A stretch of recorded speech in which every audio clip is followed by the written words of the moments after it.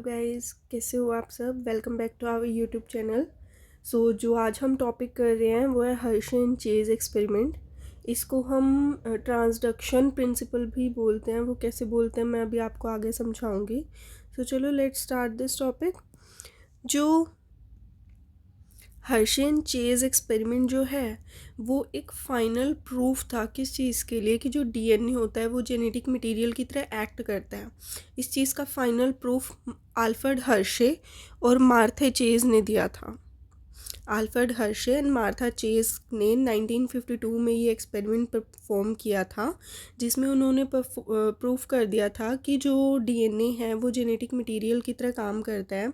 इससे पहले भी काफ़ी सारे एक्सपेरिमेंट्स हुए थे। लाइक 1928 में जो फर्स्ट एक्सपेरिमेंट परफॉर्म किया था वो फ्रेडरिक ग्रिफ्थ ने किया था। ग्रिफ्थ एक्सपेरिमेंट का लिंक मैं आपको डिस्क्रिप्शन में प्रोवाइड कर दूंगी। अगर आपने नहीं देखा है तो आप एक बार वो वीडियो से गो थ्रू कर लेना, सो दैट आपको वहाँ से क्लियर हो जाए ग्रिफ्थ एक्सपेरिमेंट।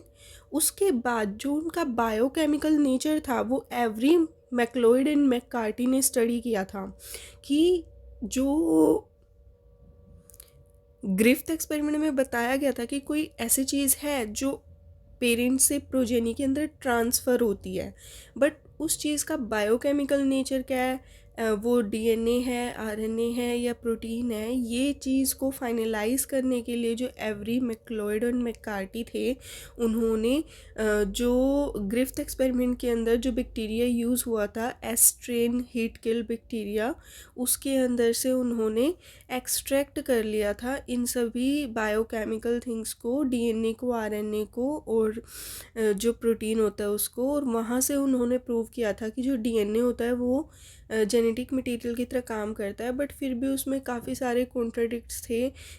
काफ़ी साइंटिस्ट नहीं मान रहे थे उस एक्सपेरिमेंट को कि डीएनए जेनेटिक मटेरियल है। जो ये रिसर्च थी वो कंटिन्यू रही और आगे भी इसके ऊपर जो फाइनल एक्सपेरिमेंट था देन वो हर्शे एंड चेज ने परफॉर्म किया था।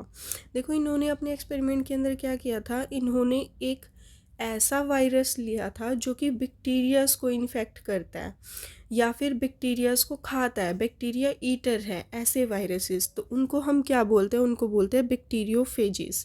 Bacterio means bacteria and phages means eater, यानी कि जो बैक्टीरिया को इन्फेक्ट करेगा, बैक्टीरिया को खा जाएगा, उस वायरस के ऊपर हर्शे एंड चेज ने अपना एक्सपेरिमेंट कंडक्ट किया था।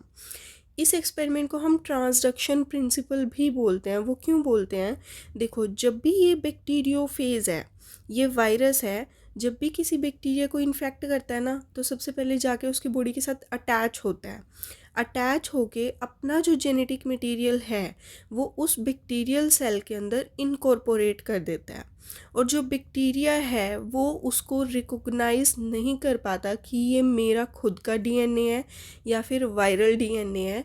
तो जो वायरल डीएनए होता है वो बैक्टीरियल डीएनए की मशीनरी को टेक ओवर करके अपने खुद के डीएनए यानी कि अपने खुद के प्रोटीन्स आगे बनाने लग जाता है, जिसकी वजह से नए वायरस जनरेट होते हैं।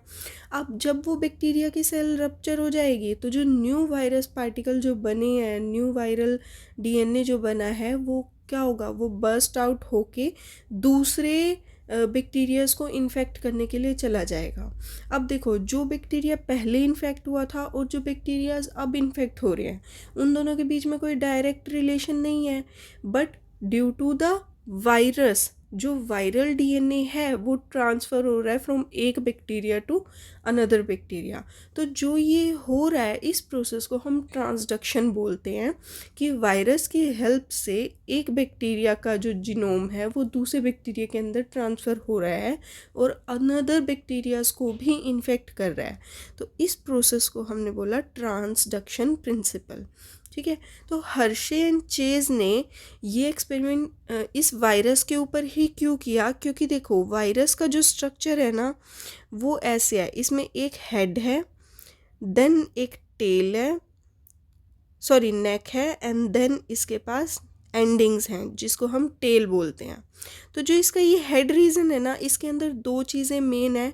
एक तो ये आउटर प्रोटीन कोट और इसके अंदर प्रेजेंट होता है डीएनए। तो ये दो चीज़ें ही मेन है और उन्होंने यही आइडेंटिफाई करनी थी कि जो जेनेटिक मटेरियल होता है वो डीएनए होता है या फिर ये प्रोटीन कोट होती है। इसीलिए उन्होंने इस बैक्टीरियोफेज को सिलेक्ट किया है। देन वो इस बैक्टीरियोफेज को कैसे यूज़ करते हैं अपने एक्सपेरिमेंट के अंदर, वो देखो। उन्होंने क्या किया कि इस बैक्टीरियोफेज को कल्चर करवाया। कैसे? उन्होंने दो मीडियम लिए, यहाँ पे दो मीडियम लिए गए। एक मीडियम के अंदर तो लिया रेडियो एक्टिव सल्फर और दूसरे मीडियम के अंदर लिया रेडियो एक्टिव फॉस्फोरस। अब देखो इन दोनों मिक्सचर्स के अंदर, इन दोनों कल्चर मीडिया के अंदर, एक के अंदर रेडियो एक्टिव फॉस्फोरस क्यों लिया और एक के अंदर रेडियो एक्टिव सल्फर क्यों लिया? ऐसा इसीलिए बच्चों, क्योंकि देखो हमें पता है कि जो डीएनए है वो तीन चीज़ों से मिलके बनता है। एक तो वहाँ पे आएंगे हमारे nitrogenous bases, second thing is sugar और थर्ड थिंग इज़ फॉस्फोरस। तो जो फॉस्फोरस है वो डीएनए का कॉन्स्टिट्यूएंट होता है। अगर हम उसको ऐसे मीडियम के अंदर ग्रो कराएं जिसके अंदर ऑलरेडी फॉस्फोरस प्रेजेंट है, तो वो फॉस्फोरस क्या होगा, उसके डीएनए के अंदर वहाँ से एब्जॉर्ब हो जाएगा।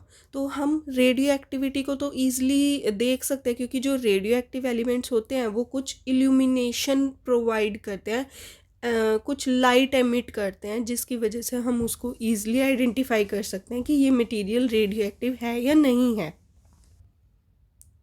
तो जब ये रेडियो एक्टिव फॉस्फोरस डीएनए के अंदर इंटरकलेट कर जाएगा तो वहाँ से हम उसको आइडेंटिफाई कर सकते हैं कि इस वाले बैक्टीरियोफेज का जो डीएनए है वो रेडियो एक्टिव है। सेकेंड केस में हमने क्या लिया, रेडियो एक्टिव सल्फर। अब हमने यहाँ पे सल्फर क्यों लिया? क्योंकि जो वायरस की जो प्रोटीन कोट है आउटर, प्रोटीन किससे मिलके बने हुए होते हैं? Long chains of amino acids के अंदर। अमीनो एसिड्स के स्ट्रक्चर के अंदर कहीं ना कहीं सल्फर प्रेजेंट होता है। सल्फर उसका एक कॉन्स्टिट्यूएंट होता है, आप ये बोल सकते हो कि कहीं ना कहीं प्रोटीन्स में सल्फर पाया जाता है। तो जो ये सल्फर है अब ये उसकी प्रोटीन कोट के अंदर जाके एब्जॉर्ब हो जाएगा। डीएनए के अंदर तो जाएगा नहीं, क्योंकि डीएनए के अंदर कोई सल्फर पार्टिकल होता ही नहीं है। तो जो रेडियो एक्टिव सल्फर है वो प्रोटीन के अंदर एब्जॉर्ब हो जाए और रेडियो एक्टिव फॉस्फोरस है वो डीएनए के अंदर एब्जॉर्ब हो जाए। इसीलिए हमने यहाँ पे दो रेडियो एक्टिव एलिमेंट्स अलग अलग लिए हैं, ताकि हम इजीली आइडेंटिफाई कर सकें कि जो प्रोटीन कोट है वो यहाँ पे जेनेटिक मटेरियल की तरह काम करेगी, या फिर जो फॉस्फोरस है वो यहाँ पे डीएनए के अंदर जो इंटरकैलेट हो रहा है तो डीएनए एक जेनेटिक मटेरियल की तरह काम करेगा। इसीलिए हमने यहाँ पे दो अलग अलग रेडियो एक्टिव एलिमेंट्स लिए हैं। सो ये एक्सपेरिमेंट हुआ कैसे वो मैं अभी आपको बताती हूँ। अब कल्चर मीडिया की हेल्प से जब हमने बैक्टीरियोफेजिस को कल्चर कराया तो हमारे पास दो टाइप के वायरसेस आ गए। एक आए जिनकी प्रोटीन कोड लेबल्ड है, यानी कि जिनके पास रेडियो एक्टिव सल्फर है, और दूसरे हमारे पास आए जिनके पास रेडियो एक्टिव डीएनए है। तो सबसे पहले देखो क्या होगा कि जो ये वायरस पार्टिकल है ये जाके बैक्टीरिया के साथ अटैच करेंगे। यहाँ पे जो बैक्टीरिया है वो ई कोलाई लिया है, जो कि ह्यूमन की इंटेस्टाइन के अंदर मिलता है हमें। तो ये जो बैक्टीरिया है ये जब जाके बैक्टीरियोफेज है सॉरी, जब ये जाके बैक्टीरिया के साथ अटैच करेगा तो फर्स्ट स्टेज क्या आएगी, इन्फेक्शन। यानी कि इन्फेक्शन कैसे होता है, जब ये बैक्टीरियोफेज यहाँ आके अटैच हुआ बैक्टीरियल वॉल के साथ। अब अटैचमेंट के बाद ये क्या करेगा, अपना जेनेटिक मटेरियल बैक्टीरियल सेल के अंदर इनकॉर्पोरेट करेगा। इसने अपना डीएनए यहाँ पे क्या कर दिया, इनकॉर्पोरेट कर दिया। अब सेकंड थिंग आएगी, सेकंड जो स्टेज है वो होती है ब्लेंडिंग। ब्लेंडिंग में हम क्या करते हैं, देखो आपने अपने घर में ब्लेंडर देखा होगा जो मम्मियाँ यूजुअली चटनी बनाने के लिए यूज़ करती हैं, तो उसमें हम सब कुछ डाल के एक साथ मिक्स कर देते हैं ना। तो यहाँ पे अब अटैचमेंट तो हो गई वायरस के, डीएनए भी इनकॉर्पोरेट हो गया। अब हमें बैक्टीरियोफेज की तो नीड है नहीं, इसीलिए हम इसको क्या करेंगे, ब्लेंड करेंगे, क्रश कर देंगे, जिसकी वजह से क्या होगा, जो ये बैक्टीरियोफेज है ये बैक्टीरियल वॉल से सेपरेट हो जाएगा। सेपरेट होने के बाद अब हमारे पास रिजल्ट क्या आया कि जो ये बैक्टीरिया है इसके अंदर वायरल डीएनए एंटर कर चुका है। Then next stage is centrifugation. अब जो हमारे पास मिक्सचर आया है उसके अंदर बैक्टीरियोफेज भी हैं और बैक्टीरियाज भी हैं, तो हमें तो सिर्फ बैक्टीरियाज चाहिए ना ये देखने के लिए कि जेनेटिक मटेरियल क्या आया है हमारे पास, तो हमें उसके लिए बैक्टीरियोफेज को सेपरेट आउट करना पड़ेगा। इसके लिए हम एक प्रोसेस करते हैं सेंट्रीफ्यूगेशन। सेंट्रीफ्यूगेशन क्या होती है बच्चों? सेंट्रीफ्यूगेशन के अंदर जो हैवियर पार्टिकल्स हैं, मान लो कि ये एक टेस्ट ट्यूब है, जो हैवी पार्टिकल्स होंगे वो नीचे सेटल डाउन हो जाएंगे, जिनको हम बोलते हैं पैलेट, ठीक है। और जो ऊपर आएगा वो लिक्विड पोर्शन आ जाएगा, यानी कि जो लाइटर पार्टिकल्स होते हैं उसको हम बोलते हैं सुपरनेटेंट। सुपरनेटेंट ट्यूब में ऊपर आ जाता है और जो पैलेट्स हैं वो नीचे सेटल डाउन हो जाती हैं। तो जो यहाँ पे बैक्टीरिया है ये पैलेट की फॉर्म में नीचे सेटल डाउन हो जाएगा, और जो सुपरनेटेंट है उसके अंदर हमारे बैक्टीरियोफेजेस जो वायरस पार्टिकल हैं वो ऊपर ऊपर आ जाएंगे। तो जो नीचे का सेंट्रीफ्यूज हमें मिला है, जो पैलेट्स हमें मिली हैं, उसके अंदर हम चेक करते हैं कि जो हमारे पास बैक्टीरिया है उसका जो डीएनए है क्या वो रेडियोएक्टिव है या नहीं है। तो इस एक्सपेरिमेंट में पाया गया था कि वहाँ पे कोई रेडियो एक्टिविटी नहीं मिली, क्योंकि जो रेडियो एक्टिव सल्फर थे वो तो प्रोटीन कोड के अंदर प्रेजेंट थे, बट जो वायरस है उसने एज अ जेनेटिक मटेरियल अपनी प्रोटीन कोड तो इनकॉर्पोरेट करी ही नहीं। अगर प्रोटीन कोड अंदर आई ही नहीं बैक्टीरिया के, तो रेडियो एक्टिविटी कहाँ से मिलेगी, क्योंकि रेडियो एक्टिव तो सल्फर प्रोटीन कोड में प्रेजेंट था। इसीलिए जो बैक्टीरियल सेल था उसके अंदर कोई रेडियो एक्टिविटी डिटेक्ट नहीं हुई।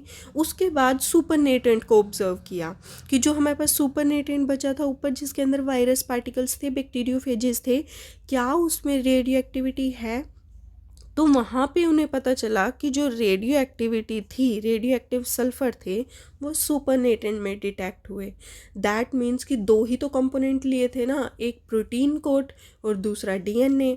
अब रेडियो एक्टिविटी तो हमें प्रोटीन कोड में मिल गई जो कि हमारे पास सुपरनेटेंट में बचा हुआ है वायरस, और जो बैक्टीरियल सेल्स था जिसके अंदर डीएनए इनकॉर्पोरेट हुआ था वहाँ पे रेडियो एक्टिविटी मिली नहीं।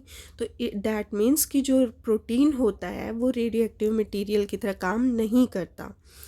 सेकेंड केस में देखो, जब हमने बैक्टीरिया को इन्फेक्ट कराया ऐसे बैक्टीरियोफेज के साथ जिसके पास क्या था, रेडियो एक्टिव डीएनए।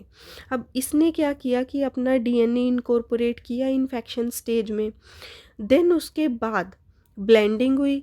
ब्लेंडिंग के अंदर क्या हुआ कि जो बैक्टीरियोफेज था वो सेपरेट हो गया बैक्टीरियल वॉल से। थर्ड थिंग है सेंट्रीफ्यूगेशन। सेंट्रीफ्यूगेशन करके वही हमें पैलेट्स मिली। पैलेट्स को जब इन पैलेट्स को जब ऑब्जर्व किया तो उसमें क्या मिला कि रेडियो एक्टिव फोस्फोरस मिले डीएनए के अंदर। और जब सुपरनेटेंट को ऑब्जर्व किया तो वहाँ पे कोई रेडियो एक्टिविटी थी ही नहीं। दैट मीन्स कि जो डीएनए है, हमें जो रेडियो एक्टिव लेबल्ड फोस्फोरस वाला डीएनए मिला है वो एक जेनेटिक मटेरियल की तरह काम करता है। वो चीज़ यहाँ से प्रूव हो गई, क्योंकि जो हमारे पास रिजल्टिंग बैक्टीरिया सेल्स मिले हैं उनके अंदर रेडियो एक्टिव फोस्फोरस डिटेक्ट हुआ, जबकि सुपरनेटेंट के अंदर नहीं हुआ। और फर्स्ट केस में क्या था कि सुपरनेटेंट के अंदर हमें रेडियो एक्टिविटी मिली थी, यानी कि प्रोटीन कोड के अंदर। तो यहाँ से साफ साफ क्लियर हो जाता है कि जो डीएनए है वो जेनेटिक मटेरियल की तरह एक्ट करता है। सो इस एक्सपेरिमेंट का रिजल्ट क्या आया? Bacteria which was infected with the viruses that had radio active DNA were radio active, यानी कि वो वाले बैक्टीरियाज हमें इनफैक्ट जो हमने कराए थे रेडियो एक्टिव डीएनए वाले वायरसेस के साथ, वो हमें यहाँ पे रेडियो एक्टिव मिले। दैट मीन्स कि जो डीएनए था वो मटेरियल था जो कि वायरस से बैक्टीरिया के अंदर ट्रांसफ़र हो रहा था, पास कर रहा था। तो यहाँ से प्रूव हो जाता है कि DNA is the genetic material which pass from virus to the bacteria. Concept अच्छे से समझ आया हो तो वीडियो को लाइक कर देना। अगर कोई क्वेरी हो, कोई क्वेश्चन हो तो आप कमेंट सेक्शन में मुझसे पूछ सकते हो। Okay, thank you so much. और हाँ, चैनल सब्सक्राइब करना मत भूलना।